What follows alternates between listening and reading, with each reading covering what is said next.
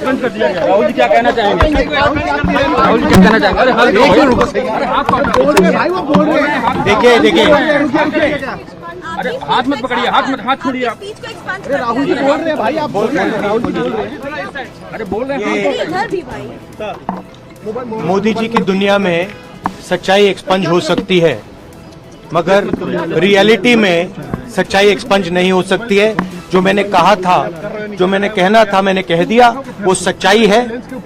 और एक्सपंज करें, जितना करना है करें, सच्चाई होती है। धन्यवाद।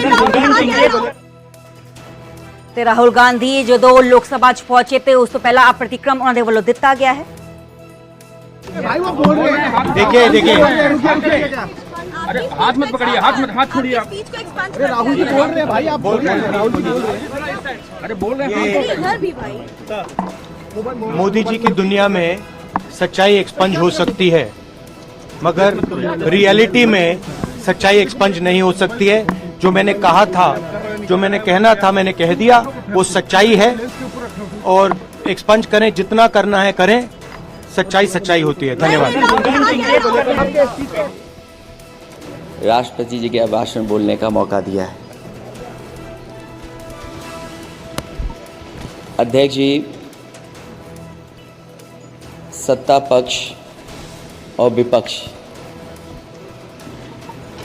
दोनों लगातार अपनी बात रख रहे हैं। मैं सबसे पहले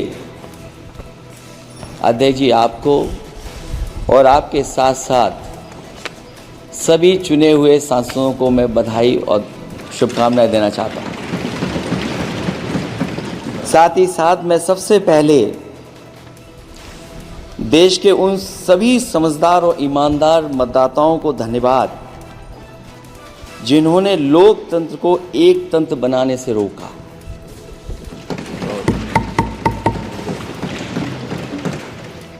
चुनाव के समय पर अध्यक्ष जी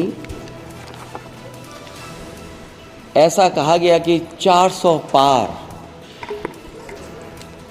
मैं समझदार जनता को फिर एक बार धन्यवाद दूंगा और मैं कुछ कहना चाहता हूं कि आवाम ने तोड़ दिया हुकूमत का गुरूर। दरबार तो लगा है, पड़ा गमगीन में बेनूर है पर। अध्यक्ष महोदय, दरबार तो लगा है पर बड़ा गमगीन बेनूर है। और पहली बार ऐसा लग रहा है हारी हुई सरकार विराजमान है। जनता कह रही है चलने वाली नहीं सरकार। अध्यक्ष महोदय, जनता कह रही है चलने वाली नहीं, ये गिरने वाली सरकार है। और क्योंकि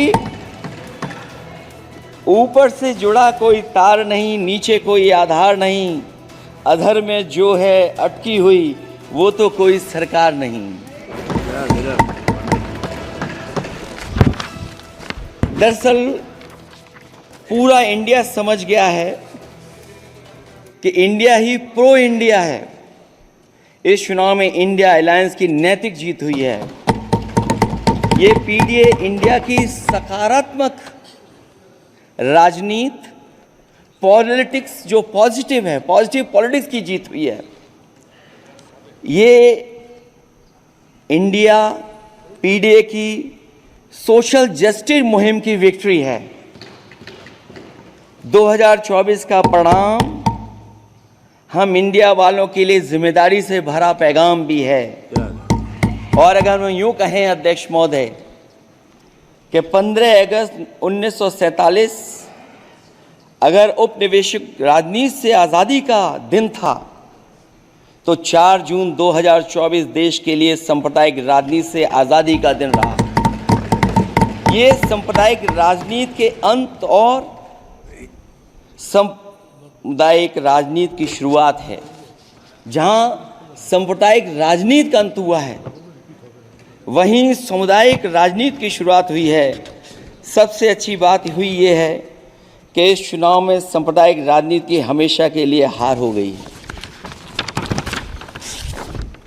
अध्यक्ष महोदय,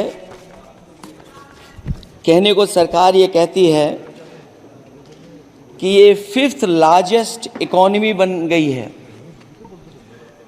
और जीडीपी के मामले में 5th वर्ल्ड की इकोनॉमी बन गई है। लेकिन अध्यक्ष मोदी, ये सरकार क्यों छिपाती है कि अगर ये हमारी सबसे लार्जेस्ट इकोनॉमी, अगर हम 5वें नंबर पर हैं, तो हमारे देश की पर कैपिटा इनकम, प्रति व्यक्ति आय हमारे किस स्थान पर पहुंची है। और हम लोगों ने तो अध्यक्ष महोदय देखा है कि अगर दिल्ली की सरकार ने कहा होगा कि $5 ट्रिलियन की इकोनॉमी बनेगी, तो जहां से प्रधानमंत्री जी चुन करके आते हैं, वहाँ का प्रदेश के सरकार भी कह रहे कि हम $1 ट्रिलियन इकोनॉमी बना लेंगे। देश की इकोनॉमी कहाँ पहुँच गई, पर कैपिटा इनकम क्या है। लेकिन अगर उत्तर प्रदेश की इकोनॉमी को अगर $1 ट्रिलियन की इकोनॉमी बनना है तो कम से कम 35% की ग्रोथ चाहिए। मुझे नहीं लगता है कि 35% की ग्रोथ उत्तर प्रदेश पा पाएगा। हम हंगर इंडेक्स में कहाँ खड़े हैं, नीचे से कहाँ हैं। जो 5th लार्जेस्ट इकोनॉमी की बात कर रहे हैं, वो इनइक्वालिटी के पैरामीटर पे कहाँ खड़े हैं, वो हैप्पीनेस इंडेक्स में कहाँ खड़े हैं। और जो लोग चुनाव को अपने तरीके से मोड़ते हैं, मैं उन्हें कहना चाहता हूं कि अध्यक्ष महोदय, इस चुनाव के परिणाम ने तोड़ने वाली राजनीति को तोड़ दिया है और जोड़ने वाली राजनीति की जीत हुई है। इस चुनाव में धन छल बल की नकारात्मक राजनीति की शिकस्त हुई है। ये चुनाव जो देश का हुआ, ये सकारात्मक राजनीति का नया दौर शुरू हुआ है। इस बार प्रो कॉन्स्टिट्यूशन वालों की जीत हुई है। हम मानते हैं संविधान ही संजीवनी है, उसी की जीत हुई है। ये संविधान मंथन में संविधान रक्षकों की जीत हुई है। अब ऊपर से नीचे की राजनीति का अंत हो गया है। अब नीचे से जो समाज की जो आवाज़ उठेगी, वही राजनीति का आधार बनेगी। मैं कहना चाहता हूं कि देश किसी की व्यक्तिगत महत्वाकांक्षा से नहीं, जन आकांक्षा से चलेगा। मतलब अब मनमर्जी नहीं, जनमर्जी चलेगी। इस चुनाव का बड़ा पैगाम यही है।